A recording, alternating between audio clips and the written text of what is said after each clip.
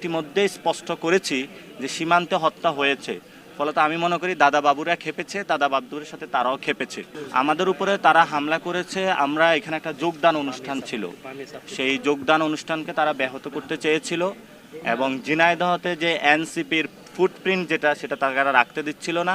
এবং আমি ইতিমধ্যে স্পষ্ট করেছি যে সীমান্তে হত্যা হয়েছে। ফলত আমি মনে করি দাদা বাবুরা খেপেছে, দাদা বাবুদের সাথে তারাও খেপেছে।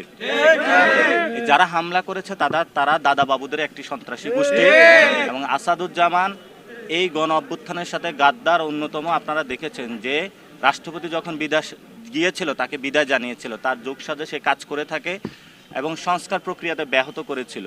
ফলত আমরা যখন সংস্কার প্রক্রিয়ার পক্ষে দাঁড়াচ্ছি, সীমান্ত হত্যার বিরুদ্ধে দাঁড়াচ্ছি, বাংলাদেশের নদীর অধিকারের জন্য দাঁড়াচ্ছি, ধর্ষণের বিরুদ্ধে দাঁড়াচ্ছি, জনগণের অধিকারের পক্ষে দাঁড়াচ্ছি, সেই জন্য তারা আমাদের উপরে হামলা করেছে।